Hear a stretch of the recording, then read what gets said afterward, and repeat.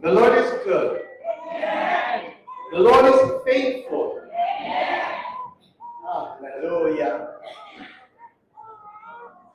For the whole year 2025, I would like to help you looking back. Check it out how the Lord has been really faithful in your life, in our life, in all the ways, on all occasion, at all time. Lagi siya faithful, whether we are aware or not aware, whether we are conscious or unconscious. God will remain faithful. And that's why we people living on earth with physical bodies, we must always count our blessings so that we will not be drifting away. Hindi tayo mapapalayo. And I thank the Lord, throughout this time, kayo po ay nananatiling nagmamahal sa Panginoon. Hindi kayo lumalagay sa isang religion lamang na kung saan ay nasasanay. Hindi tayo dapat masanay, kundi tayo dapat ay punong-puno ng init ng ating pagmamahal sa Panginoon. Everyone say with me. Say with me. Amen. Amen. Now when you say amen, it is yes to the promises of the Lord. Amen. Now the Lord is fulfilling His promises so that we will be encouraged to also reciprocate. Reciprocate means ibalik natin. For God is the one who first loved us. And then natuto tayo magmahal kasi mahal tayo ng Panginoon. Now, can you just close your eyes for a moment? Just close your eyes for a moment. I need some kind of, moment. Just close your eyes. And then in your eyes, in your mind's eye, not in your physical eyes, close your eyes. I would like you to see something.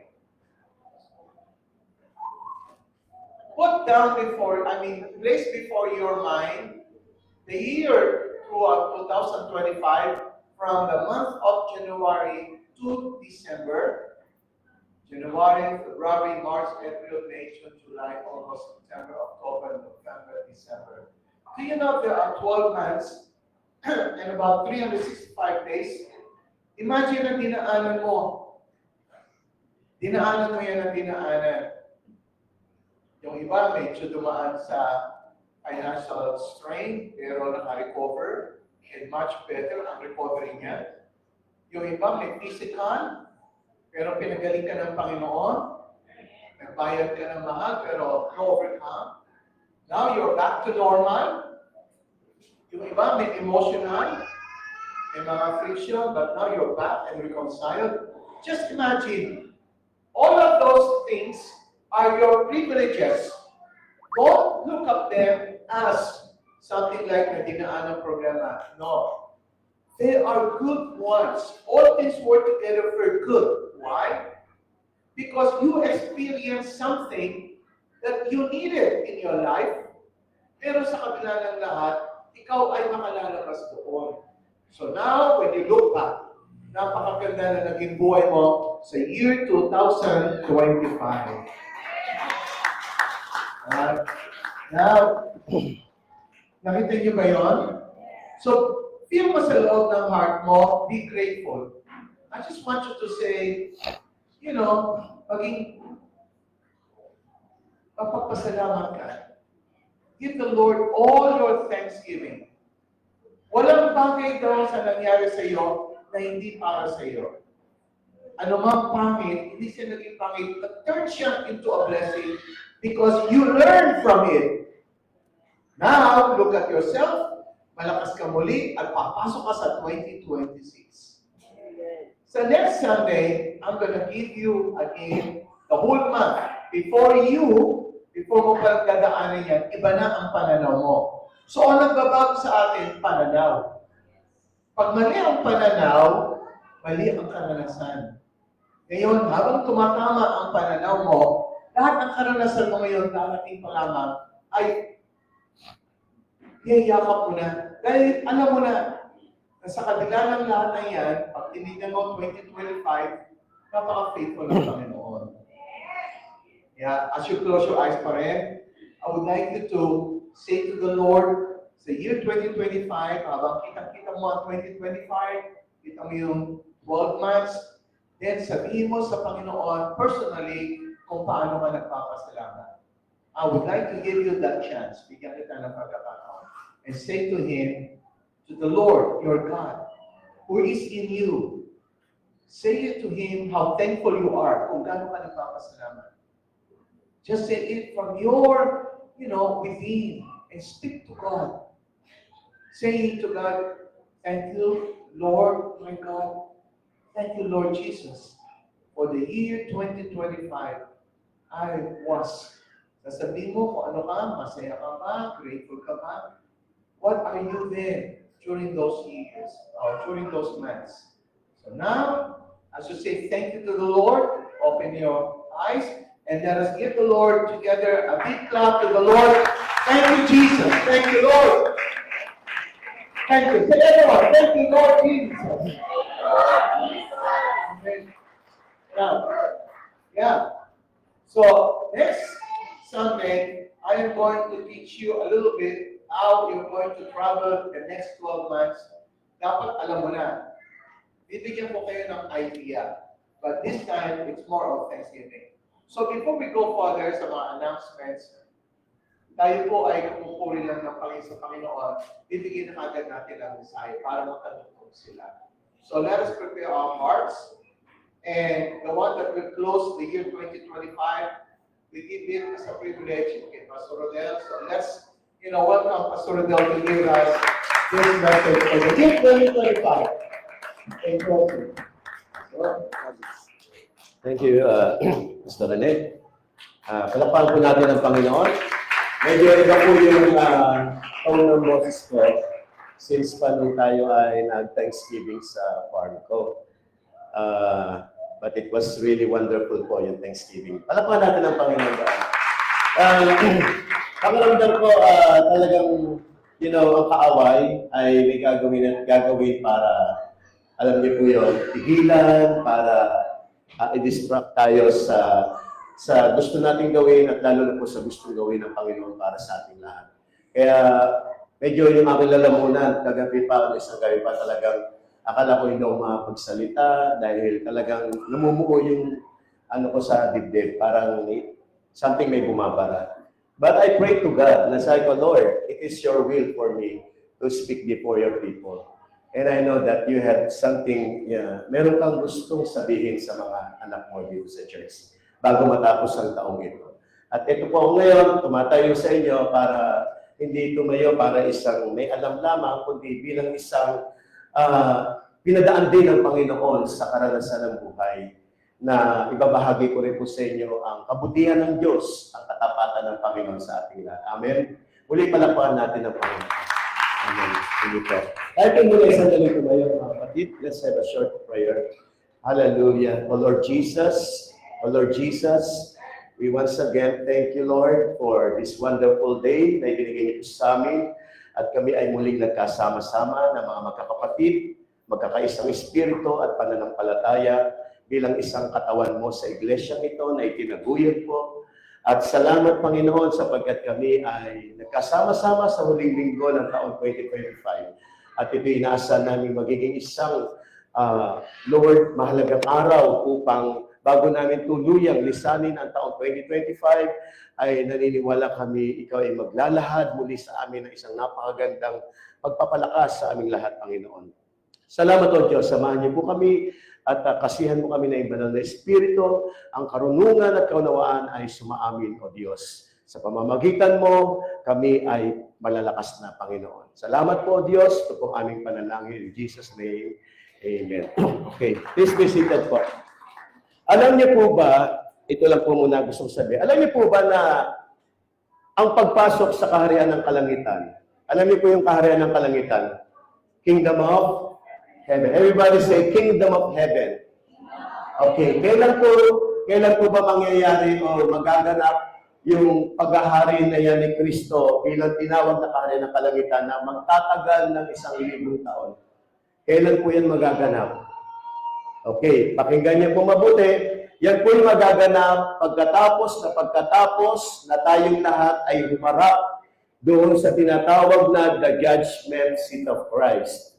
Pagkatapos na tayong lahat ay mahatulan ng ating Panginoon, kung saan doon natin malalaman kung tayo ba ay karapat-dapat o hindi karapat-dapat makasama sa kanyang 1,000 taon na paghahari.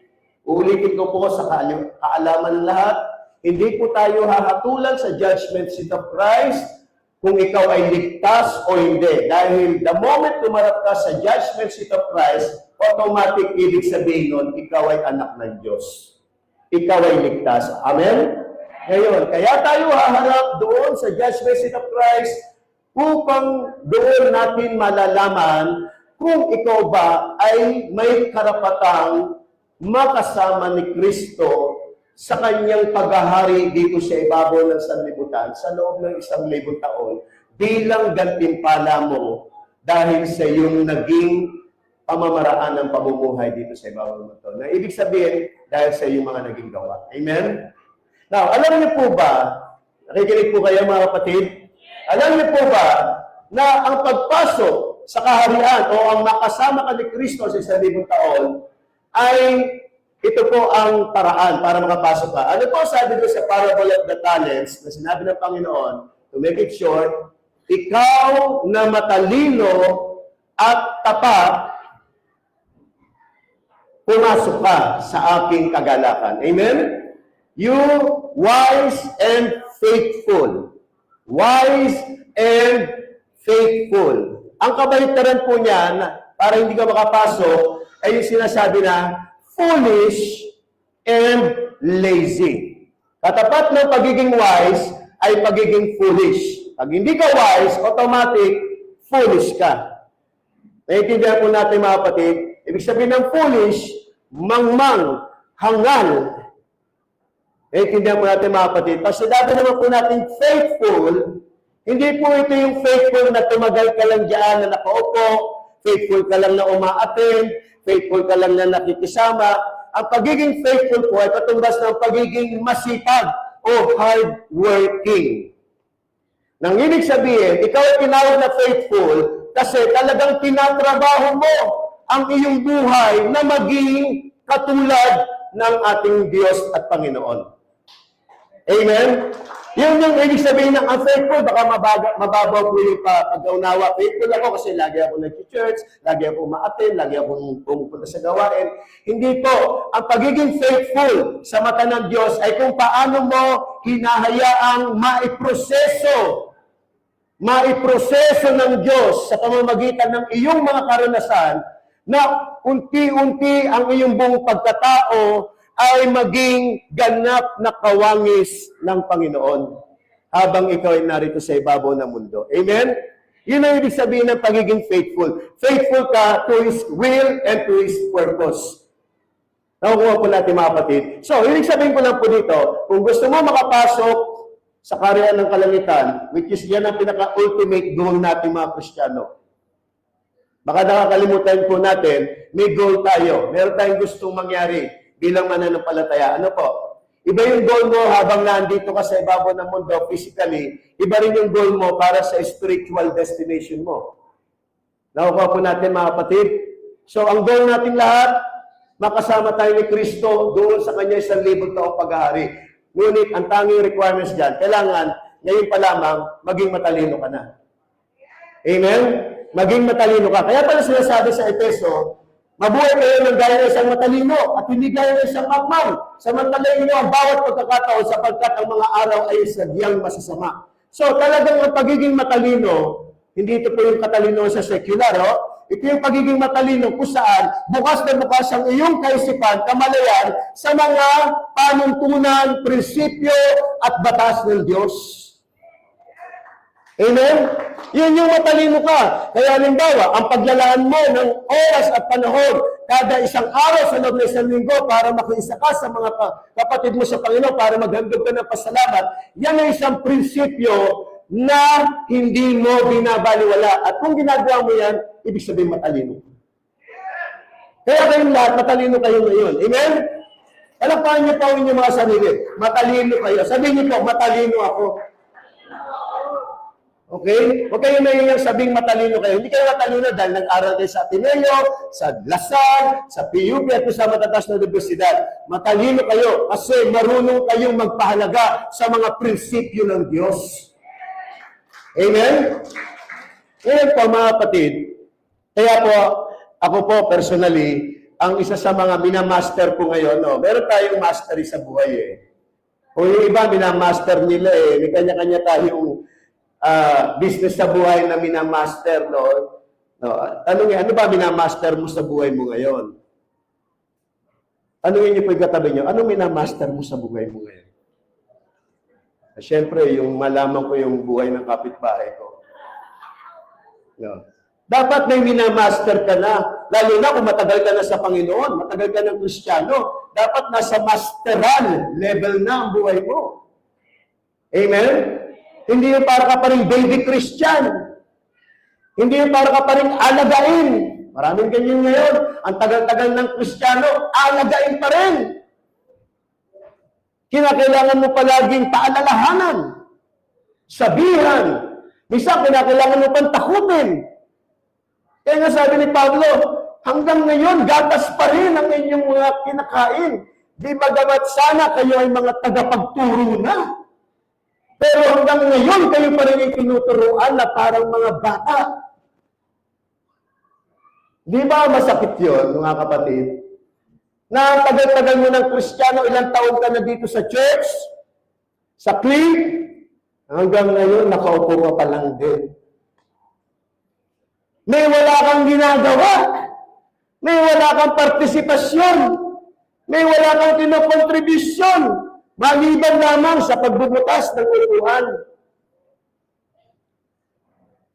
Yan po ba ay maturity na sinasabi natin? Di ba? Hindi. Kaya maging si Apostol Pablo, nagsalita sa mga taga-Korinto, sana kayo yung mga tagapagturo na. Sinabi na rin ni Pastor Rene sa ating lahat. Pag wala kang tinuturuan sa iyong pagiging Kristiyano kung saan marami kang natututunan, hindi ka talaga magiging responsable sa buhay mo. Dahil ang pagkakaroon ng tinuturuan, halimbawa, tayo tinuturuan ni Pastor Rene, sa mga mensaheng binibigay sa atin ng Panginoon, through him. Kailangan yung mga natututunan natin, narinig natin, meron tayong pinagpapasahan.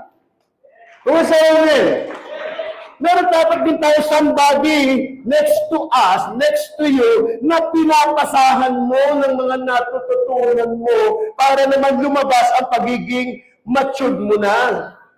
Pero hanggat hindi ka nagkakaroon ng tinuturuan, hindi ka pa maituturing na matured.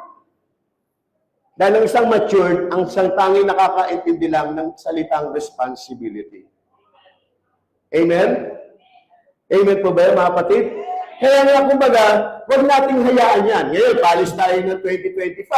Anong plano mo? Anong gagawin mo sa 2026? Siguro, kung wala ka namang plano o gagawin sa 2026, wala kang gusto mangyaring maganda sa buhay mo, huwag mo nang pasukin ng 2026. Pwede ba yan? Hindi eh.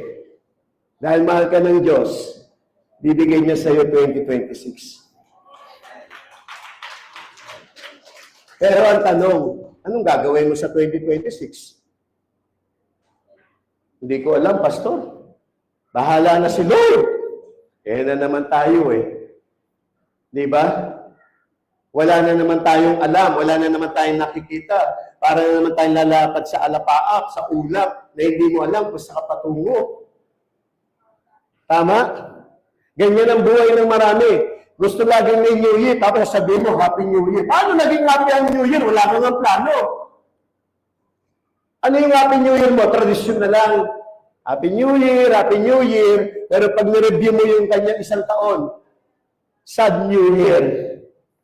Hindi naging happy. Paano magiging happy ang New Year kung hindi mo nakikita ng maliwanag kung anong tatahakin mong buhay na gusto mo sa susunod na taon? Amen? Ngayon, ready na ba kayong pumasok sa 2026? Taas ang kamay ng ready pumasok sa 2026. Excited ba kayo? Bakit po kayo excited? Kasi may New Year. Yun lang. May New Year. At least may dagdag taon. May dadagdag sa sasayangin natin buhay. Maraming ganun. Nadadagdagan ng taon pero sinasayang lang nila yung mga taon. Hindi po tayo binibigyan ng Panginoon ng panibagong taon na tinatawag para sayangin lang at gamitin lang ito sa parehas na paraan kung paano natin ginamit yung nakalipas na taon. Dahil ang gusto ng Panginoon, bawat taon dinaragdag niya sa buhay natin, nagle-level up tayo. Dapat mayroong totoong nangyayaring bago sa mga sumusunod na taon sa buhay natin. Tulad ngayon, ano ba naging buhay mo sa 2025? Nakikita mo ba ang sarili mo na ang magiging buhay mo sa 2026 ay ibang-iba at mas mataas sa naging buhay mo sa 2025? Dapat meron kang ganong imagination, meron kang ganong visualization, meron kang ganong prediction, prophesying, declaration. Hindi yung para bang napaka-passive mo na papasok ka sa isang bagong taon nang wala kang daladalang mataas na enerhiya o mataas na vibration o frequency man yan o wala kang nakikitang mataas na faith sa buhay mo. Pareho lang sa iyo. Nakikita nyo yung 2021, 2020, 21, 22, 2024. Sige, sabihin niyo po, magkakaiba ba sila o pare-pareho lang sa inyo? Naging magkakaiba ba ang karanasan niyo doon o pare-pareho lamang? Kasi kapag pare-pareho lamang, wala yun, nasayang. Pero kung iba ang 2020 mo, tapos pagdating ng 2022 tumaas, 2023 mas tumaas, 2024 tumaas ng konti, at least, hindi mo hinahayaan na ang mga taong dumaragdag sa iyo ay pare-pareho lamang. Bagkos nakikita mo, you are improving and growing as you continue living your life that God has given you. Amen? Now, I am going to show you po how 2025 and leaving 2025 and entering 2026 look like kung paano siya. I am going to show you the pattern of God's work. Now, if you will remember the story of the Israelites, sino sa inyo ang nakakatanda ng istorya ng mga Israelita when they were in Egypt and then when God sent Moses to bring them out, to deliver them from the hands of the Egyptian, to bring them to the promised land God has promised to them. Sino nakakaalala sa inyo? Yan. So, allow me to use this story because in the Bible, no, isa sa mga sinabi ni Lord through Apostle Paul na alalahanin daw natin ay ang karanasan ng mga Israelita. Tinatanong ko, Lord, bakit kinakailangan sa dami ng aalalahanin namin? Yung pang-istorya ng mga Israelita ang kailangan kong alalahanin.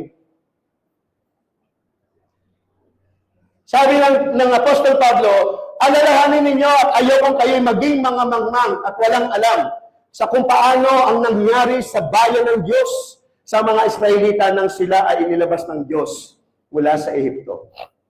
Sabi ko, Lord, bakit yun yung ang dami-dami namin alalahanin? Bakit yun yung kailangan alalahanin? Now, I understand why.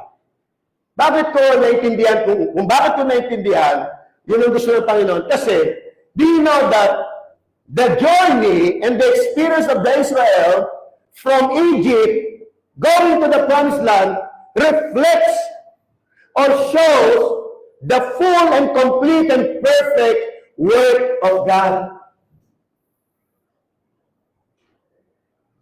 Nagpapakita po ang karanasan ng mga Israelita ng kumpleto at ganap na gawa ng Diyos sa buhay ng tao. Kung papaano ang tao ay inilabas ng Diyos mula sa kanyang tinatawag na kaawa-awa at mababang kalagayan papunta sa kanyang totoong dapat kalagyan bilang pinili at tinawag ng Diyos. Amen?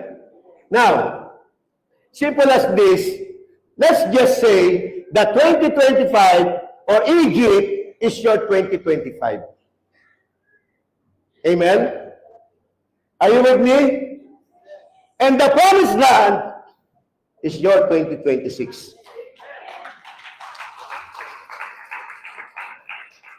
Are you ready to live your 2025? Ano lang ba kayo iwanan ng 2025 nyo? Kasi yung mga Israelita, ayaw nilang iwanan yung Egypt eh. Baka meron din sa atin dito, hindi pa rin ready iwanan ng 2025. Ready na ba kayo? Ready na ba kayo iwanan ng 2025, mga kapatid? Okay. Gaano naman kayo ka-excited at ka-ready pumunta sa 2026 o sa Promised Land? Excited ba kayo sa Promised Land?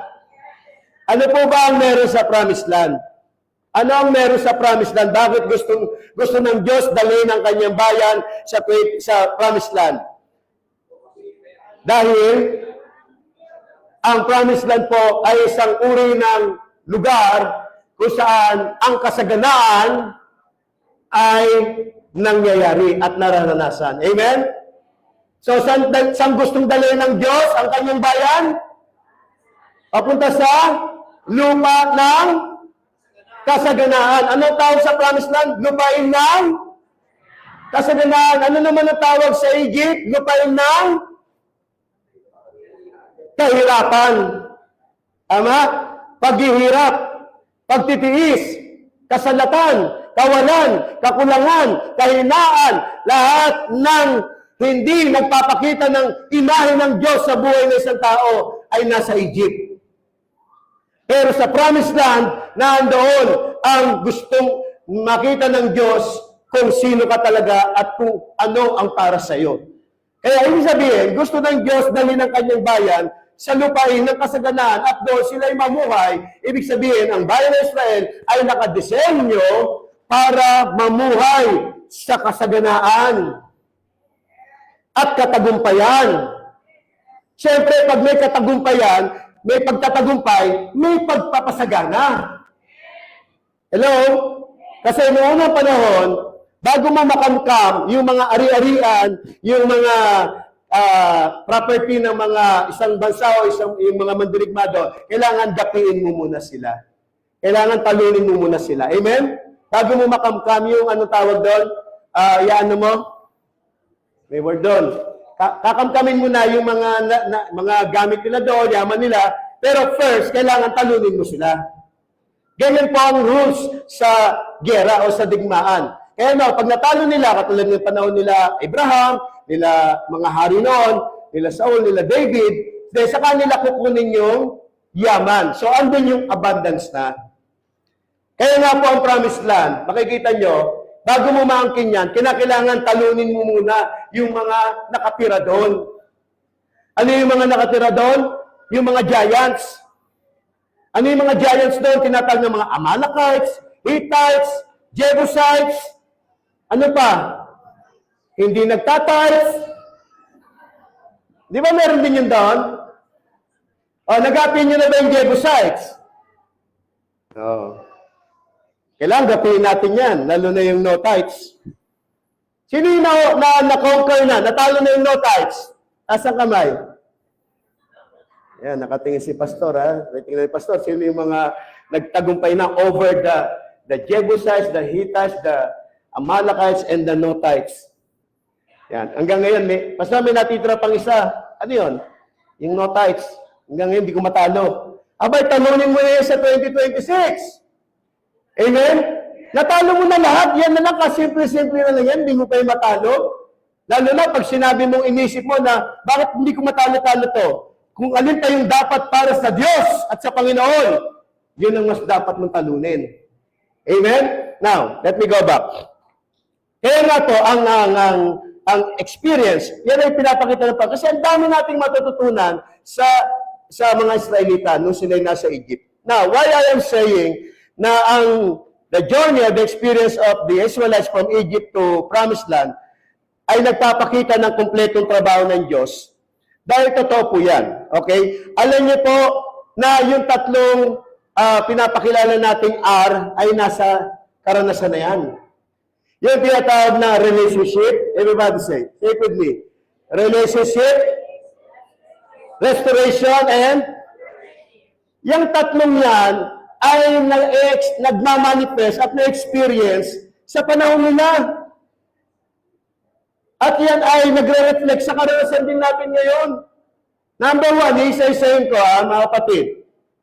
Yung deliverance na tinatawag, o yung paglabas nila mula sa Egypt, mula sa pagkaalipin kay Pharaoh, mula sa pagiging alipin, yan po ay nagsasalita patungkol sa ating redemption, sa ating salvation, o sa ating pagkakaroon ng personal relationship with God.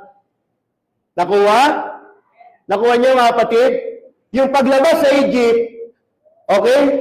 Ang ibig sabihin ng church, called out. Called out from the world. Amen? So, tinawag tayo palabas mula sa sanlibutan para sa Diyos. Para tayo ay mapa sa Diyos at ang Diyos ay mapa sa atin. Nakuha po natin? Kaya yung sabihin ng church. Ngayon, galing ka sa Egypt, wasak-wasak ka, marami kang orientation na mali. Galing ka sa old life mo, marami kang mga belief system na hindi tama.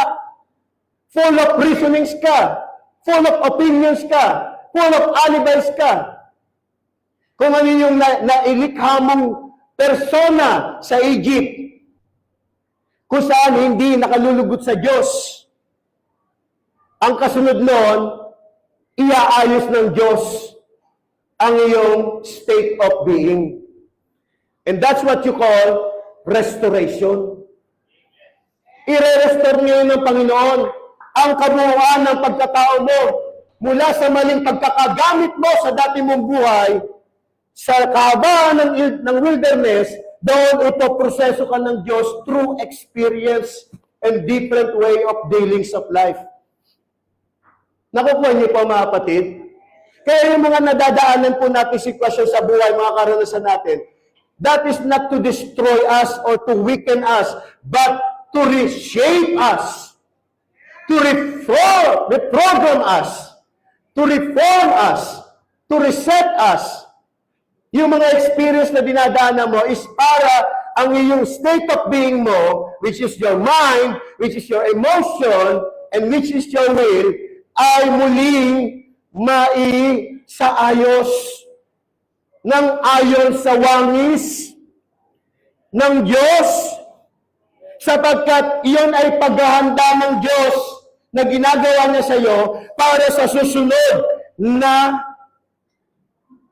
karanasan mo. So that is restoration. Kaya yung mga tao, bakit sasabihin nila, ba't gano'n kung kailan ako naging Kristiyano? Saka may mga dumarating sa buhay ko.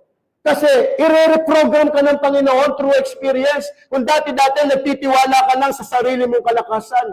Ngayon, in the midst of difficulties, tuturuan kanyang totoo sa kanya magtiwala. Amen? Kung dati-dati dependent ka sa mga kaalaman mo, sa mga nalalaman mo, ngayon, kailangan mo magdepende totally sa wisdom ng kanyang mga salita.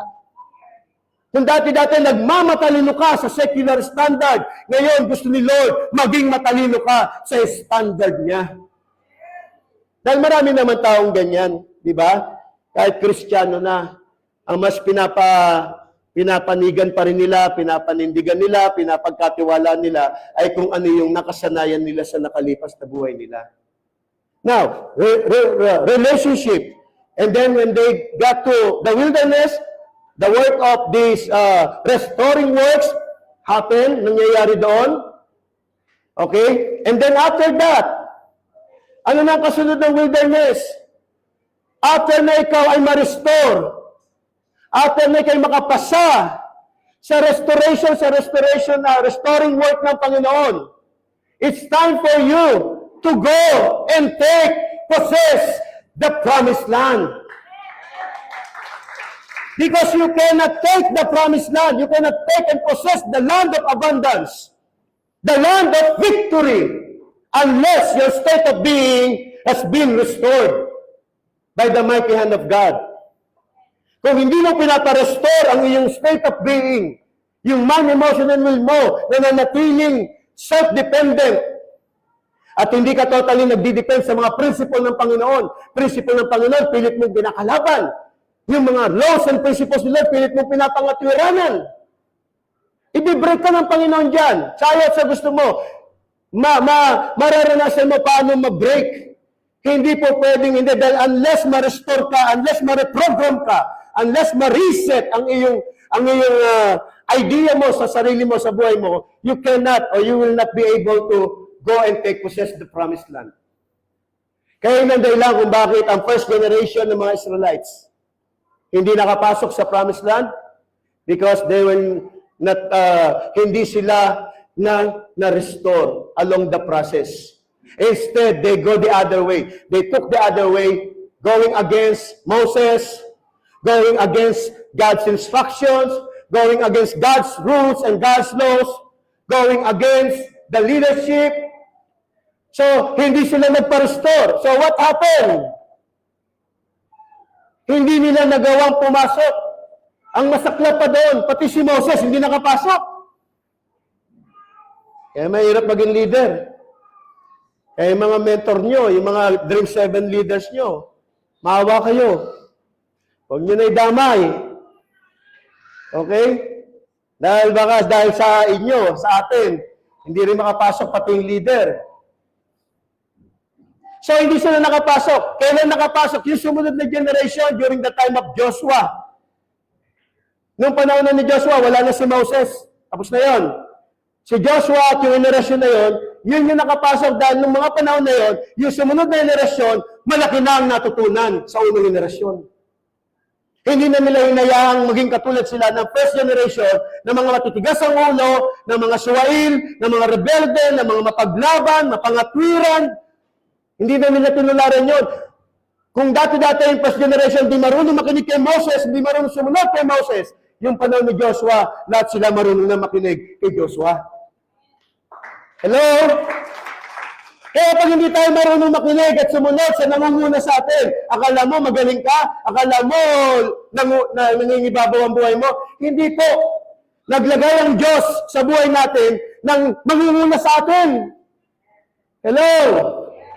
Medyo ang boss ko po, hirap, pero pinipilit ko po. Kaya sana po, galingan nyo na lang pakikinig. Ano po? Nainggit nga ako sa inyo, kayo nakikinig na, nakaupo pa. Diba? Ang hirap yata mag-speaker, nakatayo na, nagangawa pa. Diba? Tapos nakikinig na nga lang kayo, hindi nyo pagalingan. Galingan nyo na nga, palakpakan natin ng Panginoon.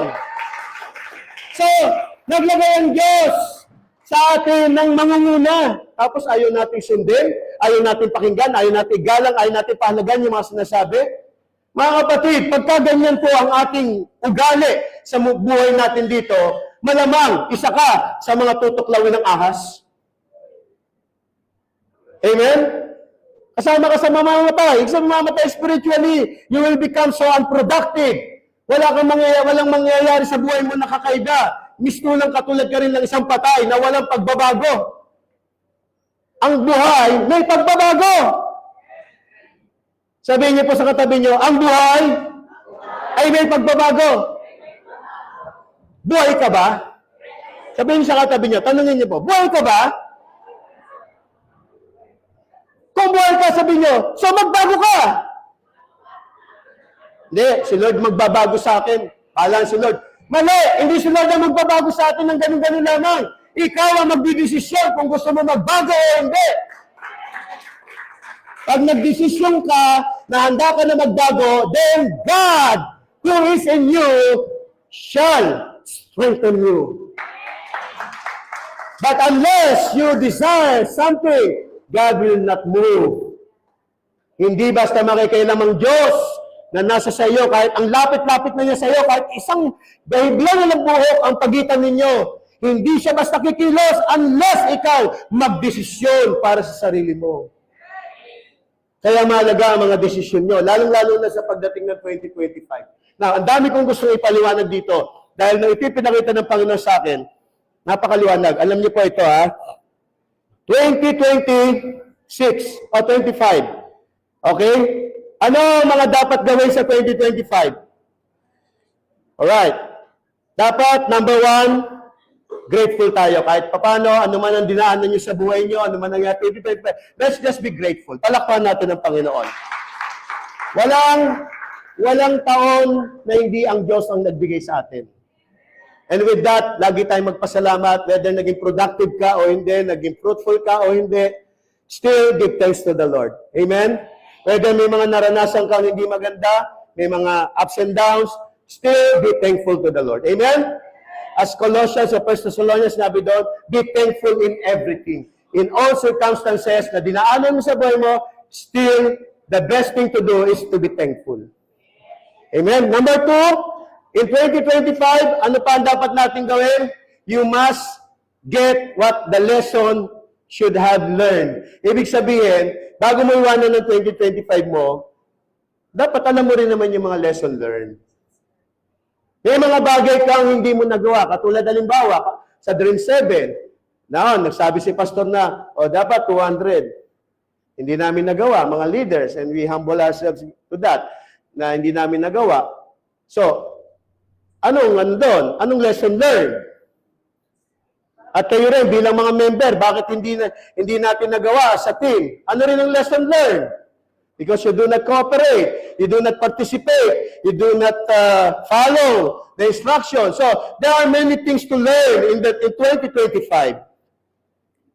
At kung sa mga personal na goals nyo na ginawa in the 2025, na hindi nyo rin na-achieve, hindi nyo nagawa.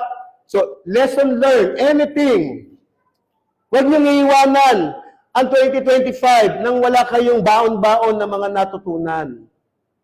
Na para bang wala lang. Otherwise, magiging parehas lang ang 2025 sa 2026.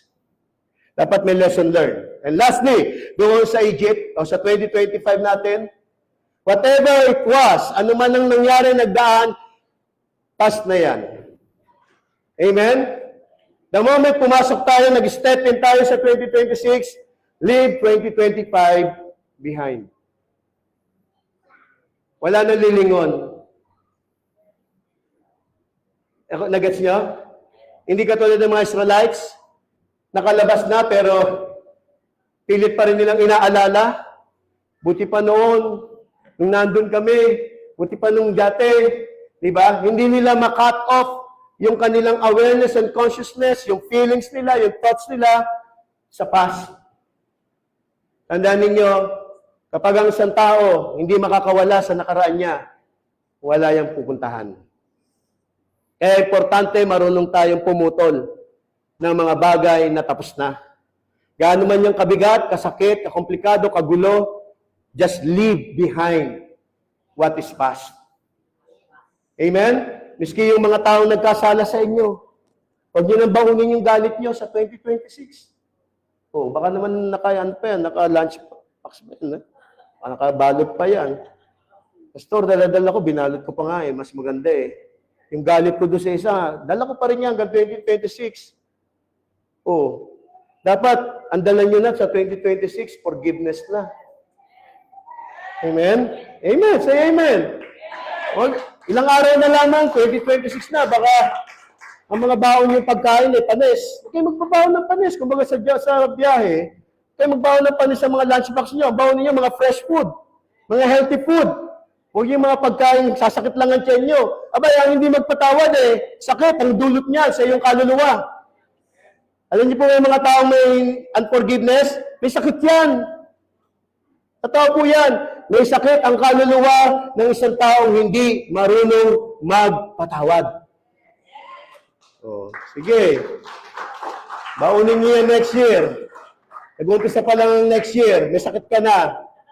So, ano yan? Be thankful or grateful, and then yung mga lesson learned, and then leave behind the past. Ngayon, ito yan mga kapatid. Siyempre, sa pagpunta mo sa 2026, dapat may goal ka. Sino dito yung mga may goals na and plans? Paano mo isi-shape ang 2026? Yung buhay mo in 2026, kung paano mo, how do you see yourself in 2026? What are the things that you like, that you want to manifest? Remember, in Claim Church, we have this powerful magic word, manifesting. Everybody say, manifesting. Yan ang salitang magbibigay ng dahilan sa ating lahat bakit gusto nating mabuhay pa sa 2026. Because gusto pa nating makapag-manifest ng more of God sa buhay natin. We want to manifest God more and more through our experiences. Kung ikaw ay may na-manifest na in 2025, then manifest God more in 2026. So, make sure, ang 2026 sa'yo, may nakahanda ka ng mga gusto mo. Tatanungin ka uli ni Lord, what is it that you want me to do? Amen? Sagutin niyo yon diyan sa mga yellow pad nyo, sa mga bond paper na ibigay sa inyo. Lord, here are the things that I want you to do to me. These are the things that I want and I desire to manifest in 2026. So may goal ka. Amen? At kung ano man yung goal mo sa 2026, pagpasok pa lang ng 2026, first day ng 2026, kung ano yung goal mo doon, ano yung desire mo, dapat ibuhay mo na agad. Hindi yung hihintayin mo palang matapos ng 2026, saka ang pansasabihin kung naibuhay mo o hindi ang Panginoon. Dapat, on the very first day of 2026, nakita mo na, na-feel mo na, at kinikilos, iginagalaw mo na, dahil lahat ng iyong sinabi ay ganap na. Amen? Ganyan ngayon ang pagtuturo sa atin. Hindi ito yung tinatawag na New Year's resolution na sana, how I wish. Hindi, tinuruan na tayo ng Panginoon through pastor na sabi nga in Mark 11, 24, whatever you desire and ask in my name, believe that you have already received it. Amen? Kaya kung meron kang 10, 15, 20 items na ginugusto mo this 2026, dapat on the very first day pa lamang, pag-apak mo ng 2026, lahat yun fulfilled na para sa iyo. Amen? That's how your faith being works. Ganyan ngayon magtrabaho ang isang totoong anak ng Diyos. Hindi ka na nabubuhay sa uncertainties. You always live in certainty. Ang buhay mo ngayon, kakibat ang iyong pananampalataya, ay lumalakad ngayon sa daan ng katiyakan, hindi ng pag-aalinlangan. Kaya pag sinabi mo, Lord, ito ang minamanifest ko, so believe that you have already received it. Nakukuha niyo mga kapatid? Okay, now, ito na po yung mga huling sasabihin ko po. I will just explain na, kasi nung time na yon, nung mga Israelites, okay, naalala niyo po, after nila ng deliverance, no, gumawa sila ng, Diyos-Diyosan. No, Diyos-Diyosan yun eh. Ngayon, nagalit ang Diyos doon. Nagalit ang Panginoon. At doon, lumabas yung kautusan na, do not make any gods, or you shall not bow. Diba? Bow down or before them. Nagalit ang Panginoon doon. At ipapaliwanag ko lang ng konti yan. Alam niyo po, yung sa Ten Commandments na yan, yung about idolatry, akala lang natin yung mga ribo-rebulto, yung mga tinanggal sa bahay natin, naalala niyo yun? Yung mga pinagbabasag nila Sister Neng, Sister Marie, no, kaya maraming nagalit sa kanila kasi binabasag niyo yung binili nila. No, alam niyo yun, hindi lang po yun ang ibig sabihin ng idolatry. Actually, nung sinabi ng Panginoon, thou shall not make an image. The word image, bakit nagalit ang Diyos? Ba't ayaw ng Diyos gagawa ka raw ng image mo? Kasi, Palit siya siyempre. Yung image na binigay niya sa'yo, papalitan mo ng ibang image. Amen? Gusto ni Lord, ang image mo is God's image. Yung image ng God nasa sa'yo, tapos gagawa ka ng ibang image sa labas mo, na parang wala kang image. So, ibig sabihin ng tao, kailangan niya ng image. Kailangan ng tao ng image, something na kailangan makikita niya, na magiging idea niya, magiging aspiration niya, inspiration niya, image. Kaya nagagawa sila rebulto noon. Pero ang totoo, ang gusto ng Panginoon, huwag kang gagawa ng image, dapat ang makita mo ay yung image ko na nasa sayo. Nasa yung image ko, papalitan mo ng ibang image. I have given you my image. I made you. I created you in my own image. And now you will make another image to worship. Nakukuha po natin, mga kapatid. Eh, ano bang image ng God? He is the great I am who is in you. Amen? Full of possibilities, full of abilities. Yan ang image na nasa sa'yo, tapos papalitan mo. Kaya, kahit tayo mismo, nagagalit ang Diyos sa atin. Kasi sabi ng Panginoon, kaya mo. Pero anong sabi mo sa sarili mo? Hindi ko kaya. O, ibang image yan. Ibang image yan. Nagagalit ang Diyos sa iyo pag sinasabi mong hindi mo kaya. Nagagalit ang Panginoon pag sinasabi mong mahirap yan. Nagagalit ang Panginoon pag sinasabi mong imposible yan. Samantalang lahat ay posible kung nakikita mo lamang kung anong image meron ka sa buhay mo. You are carrying the image of God. Amen? Kaya pag ikaw ay anak na ng Diyos, nakita mo talaga yung totoong ikaw, wala na sa iyo yung salitang hindi ko kaya yamer. Kaya yung pagsama-sama sa Thanksgiving natin, sabihin hindi ko kaya, mahal, walang image ni Lord yun. Mahirap yan, mahal yan, magastos, wala akong pera. Walang image ni Lord yun. Pero ang mga may image ni Lord, magkano po, Pastor? 5,000 per head. Sige po, sama ako, Pastor. May pera ka na ba? Wala po. Pero, meron na ako niyan, binigay na ni Lord. Kaya sama ako kahit wala akong pera ngayon. Nakuha niya, mga kapatid. Ganyan ang mga may image ng Diyos. Hindi ka nagpapalimita, nagpapapigil sa iyong current, present condition. Ang ipinapahayag mo ay kung ano yung kayang gawin ng Diyos na higit na mas malaki kaysa doon sa mga bagay na nakikita mo. Parang katulad lang din yan. Ang lalaki ng giants, mukha tayong pipaklong. Ay, what you see, it's what you get. Amen? Nakuha po natin, mga kapatid. So lastly, makita po natin dito, no? Yung tinatawag na idolatry, simple as this. Ang idolaters po, pag sinabing idolaters, anything that replace God. Anything that replace God's presence, consciousness, sa loob ng buhay natin is called idolatry na yan. What we value most or prioritize is idolatry. Hindi kamot wala na kayong mga Diyos-Diyosan sa bahay nyo, hindi na kayo idolaters. Sometimes nagiging idolaters pa rin tayo. Pag mas higit nyo pinapalagang pamilya nyo, anak nyo, asawa nyo, trabaho nyo, business nyo, sarili nyo, kaysa sa Panginoon, that is another form of idolatry.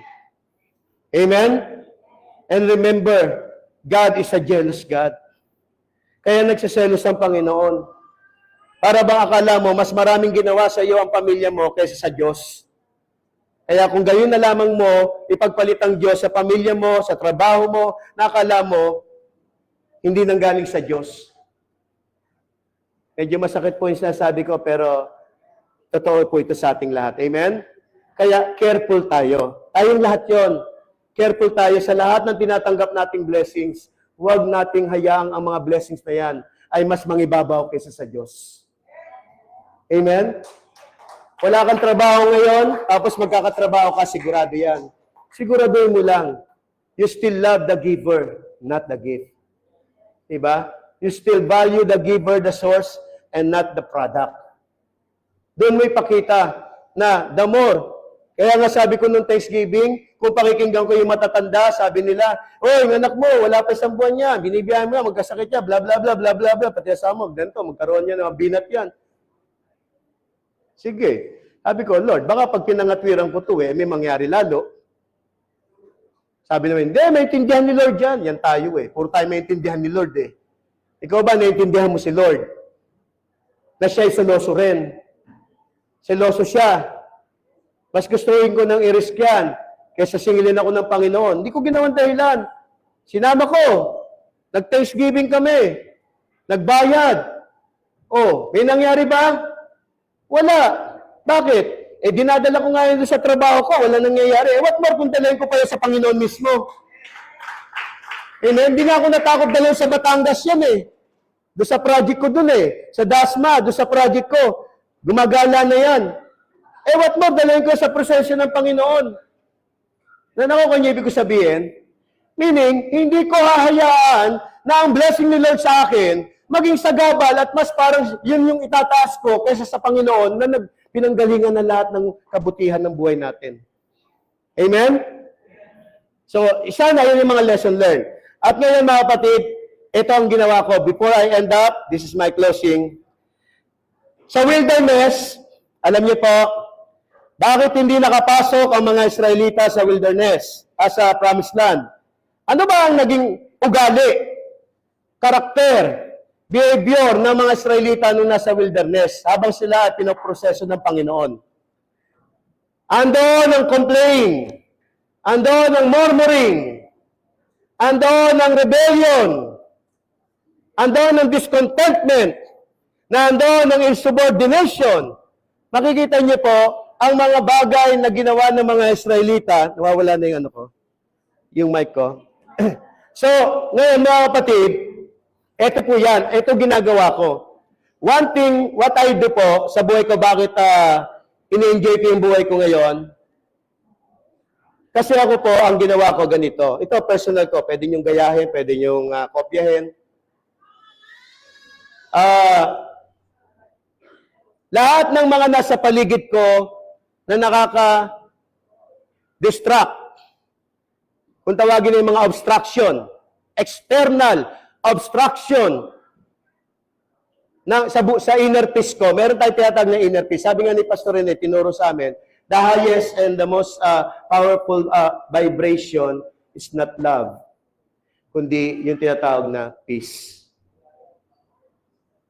Peace. Sino rito may peace?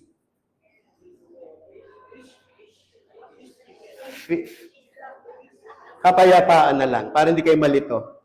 Baka ma-misinterpret niyo yung peace ko kapayapaan. May kapayapaan kayo? Pag may kapayapaan kayo, huwag niyo nga hayaang mawala yan. Dahil yan ang pinakakapangyarihan na meron ka na magpapanatili sa iyong matibay, unshakable, indestructible sa iyong buhay. So ako, ginawa ko lang ganito mga kapatid. I learned to disconnect my consciousness.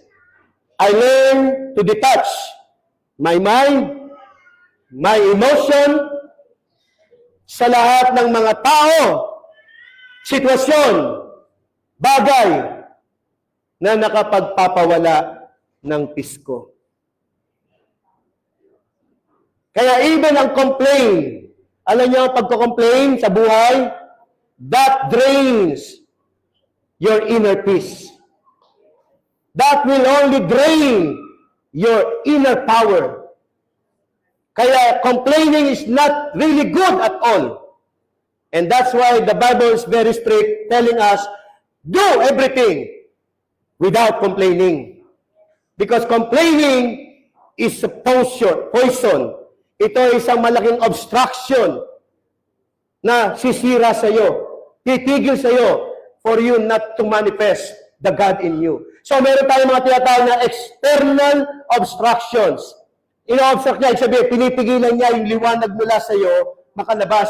Andiyan yung mga tao na na-encounter mo, sitwasyon, at yung mga bagay na na-observe mo, those are the external obstruction from manifesting the light in you para makalabas siya. Kumbaga, hinaharangan niya. And then, meron siyang sinatawag naman na internal distraction. Ang internal distraction mo naman, ito na yung nasa sa loob mo.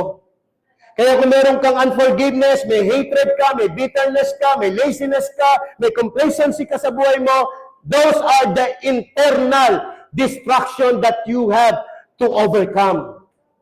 Parang yun yung mga Hittites, Jebusites, no? Sila yung nasa loob na ng promised land na kinakailangan i-conquer mo. Sila yung kinakailangan annihilate mo. So those are the things that is within you. The flesh, the lust, and everything, even your own created persona. You have to annihilate the created persona because they will only destroy your life. Amen? So, kaya ako mga kapatid, I thank the Lord and I praise the Lord dahil binibigyan niya tayo ng wisdom.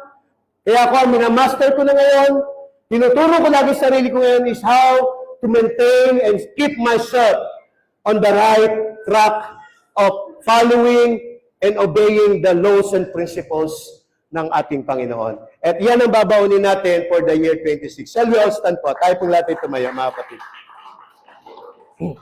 Magkakaroon po tayo na isang pagpapahayag po, and I encourage everyone na samahan niyo po ako sa declaration na ito. So as we are about to enter the 2026, here's what we are going to image sa ating mga sarili. Amen? So, kuha nga po kayo ng partner niyo, mga kapatid. Partner lang po. Isang partner lang. Yan, partner. Yung maganda, yung hindi nyo kilala eh.